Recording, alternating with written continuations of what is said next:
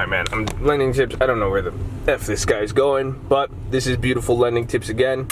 Follow him on Instagram there. Why you keep pointing down? Because I'm going to put it there, bro. Oh, I see. I told you he's awkward and doesn't know social media and anything, bro. I've said this, but you guys follow me too on Instagram. I have my stories, but we're going to start off with this stock video. Usually I record these like this so you guys can look at his beautiful face while we drive. He's gonna interject here and there, and I was like, I wanted to explain this to him. I thought I'd put it on here. Let's talk bonds. We were talking real estate, and we'll share that thought with why people wouldn't want to sell their homes now. But this is about the stock market and the polarization. But one thing, I was gonna post this in a video, and we're gonna talk about it on stream tonight, is the rates. So bond rates are going down, and somebody asked about that, and this is something I really want to explain. I don't even think lending tips knows, so I'm gonna educate him and educate you guys on there. When you see the bond rates going down, it is showing us that investors are rushing to safety and people are worried. When people are scared, they pull out of the stock market, or they're holding cash, or really bonds are the safest investment. So when you see bond rates go down, a lot of people think, oh, the prices of the bonds are going down, that's not good. That's actually reversed. It's showing demand. So how bond rates work, when you see the rate go down, that means the price of that bond went up in value because of demand on it. Yeah. So that means more people want it, so they're willing to pay more, so the overall yield at the back end is less. Yeah. So when we're seeing these rates drop, it's because people are rushing into that safety. So fun fact for you guys, fun fact for you, Mr. Lending Tips. But what I wanted to talk about, we were talking about this earlier today. Dude, where are we? Looks like we're in Narnia, man. This is cool. It's really cool, but I don't know where we are. It's fucking Narnia. Narnia! It's cool though. But looks like my house in college, actually. Okay, oh, bad energy. But no, I want to talk about market polarization. So I was sharing this, and we were going back and forth because lending tips, I'm telling him, listen, he's like, dude, it's going down. You guys, you'll see the real estate video we have with this guy. He's getting ultra bearish, and I'm like, dude, there's gonna be a bounce. Even on my live stream, some of you guys, I get it. I am bearish, I am, but I understand the process and nature of this is what I want to talk about. But people are very polarized right now. You're getting guys who they think, no, it's accelerating, it's gonna go down, and then you're getting people who are like, no, you idiot conspiracy tinfoilers, it's gonna bounce, everything's fine, it's overreaction. So it's a very polarized market, and that is even based on the political situation. What else? The Trump, how everything is, and just where the decisions with the market, there's no in between anymore. We were talking about it, it was just the levels, you know, the price levels, where at one point people were kind of cool with it, you know, there wasn't that much, you know, with people were kind of cool in the middle when the prices were lower but still high. But now it's getting to this point where there's a lot of indecision. But the problem is, in 2008, no one saw it coming, right? But Except one guy, the guy in the movie.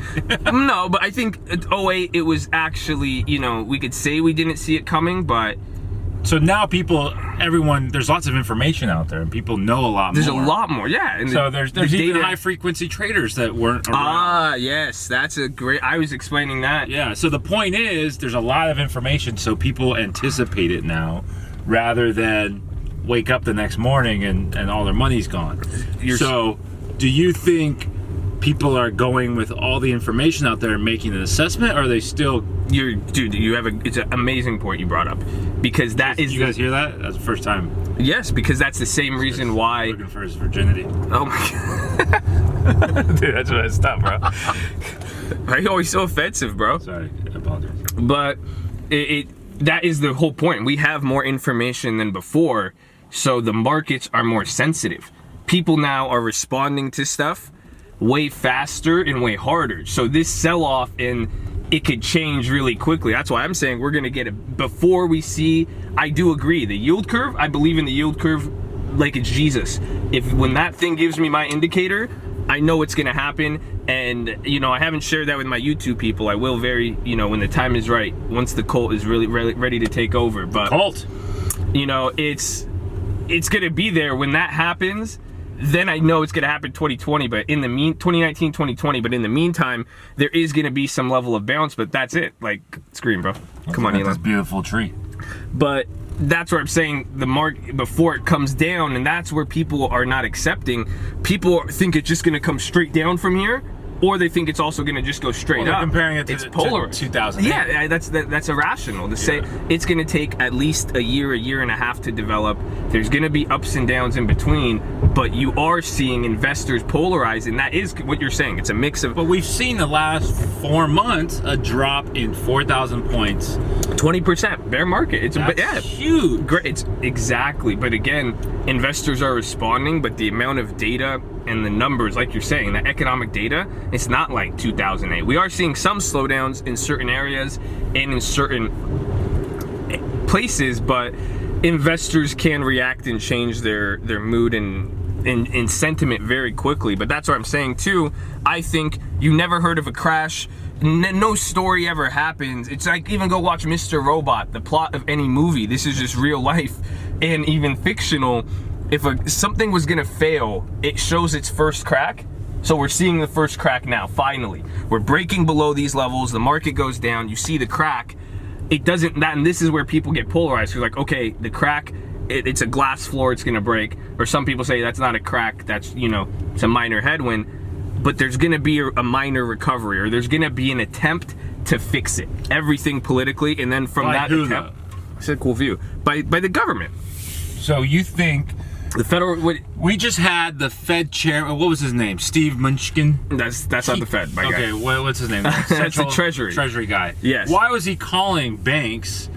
Checking. I mean, I don't. That was stupid. I don't think retarded. They know what they're doing. But no, I see. My opinion on that is, I think it's hinting at something in the future, and I think they're preparing with the government shutdown, the lack of liquidity, and everything. That makes sense for expecting a prolonged, extended government shutdown. That's what they're planning and waiting for, and I think that makes sense. But how he did it, I even have I think he has to disclose it per SEC regulation. It's public with banks. I think it's weird. You could get Trump already blasted him for it, and again, it's just one more extra person to throw under the bus if anything goes bad. But he's not doing that. I think it is indicating something. People are worried, but that alone right there shows my point. Somebody is going to step in if markets hit a point, and they're going to do something. That's even what the Fed did. That's what they ultimately do. If it really was bad, then you see them cut rates and do that. But they're going to try to make a move. I think they're always too late. They never save it. They never made moves before. That's the issue. Well, that's the thing now, that investors could be selling off because they could just be thinking it's a Fed policy mistake. Yeah. And that's what people do. They sell off prior. So, but do you think it's a good position for people to get into the market at this point? Stocks? Scaling in. Grab any position. You get a small position. It doesn't hurt, but to go all in, no way. I wouldn't recommend that. What are you doing, man? Taking a picture of Fresh Prince of Bel-Air. Are you all up on my? You're on my video, bro. Oh, my bad. Come on, man. What are you doing? This ain't selfie time. You guys see this guy? Did you forget? Yeah, I forgot for a second. But I really think that the government can't step into something that's already cracked and about to break.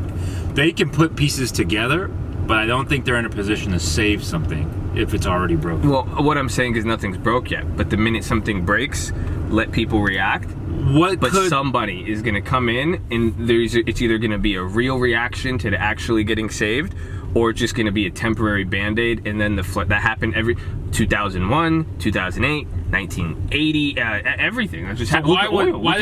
Oil bounced to 60 from 40 to 60 before hitting 20 instead of going $26 instead of going straight from 40 to 26. Yeah, that it has to come up before we come down. Oil's a world player. I know. So is the United States and every other global market. I think a lot of people want the United States to fail. No, nobody does. Not when every other stock market in the world is down.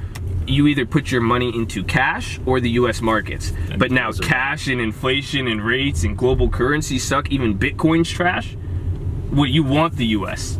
That's why they're saying stagflation is the next big issue, of where the currency and asset values are still, currency's weakening, but asset prices still don't reflect that. It's going to be a mess, and that's where I go crazy with that. But yeah. So why did the stock market go down 20%?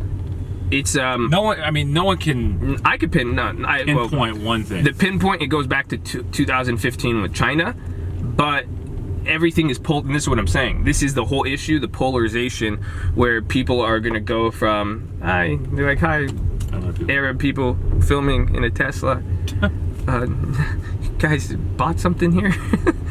That's weird. But I think it goes back to China and the polarization between people. You and Trump like to blame China. I know it. Okay, we're gonna save that for another video. But again, hopefully you guys get what I'm saying with the polarization. You see both sides, but the point I'm trying to say is at this moment, to be a successful trader, to be a profitable investor, you got to be able to find the balance and be in the middle and understand the timing and development of things. So we're gonna document this a lot, but what sectors are even performing right now? Value. Johnson & Johnson. Have you seen Johnson & Johnson? Oh, Johnson. That was like 2 weeks ago. I could have said that. McDonald's. McDonald's is probably one of the best. Starbucks kind of giving up, but it makes sense why. Because guess what? Even if the market crashes, I still want a caramel macchiato. Hershey's, one of the best investments you could ever make. They don't have any market research. They did pay dividend, and everyone's gonna buy 99-cent chocolate. Even if, you know, stuff like that, that always works. Even for some pharmaceuticals, even some tech, there's still stuff out there, but we'll leave it there. I love you guys. Subscribe to the channel. Let me know what you think about this weird guy. Let me know what you guys think about where you stand, and I want to see you polarized. I know we got some bearish end of the world guys on here, and then we got some guys who just want to buy you got all sorts of people here. So let me hear your thoughts. Love you guys. Merry Christmas. Tomorrow, 6 a.m. Get ready.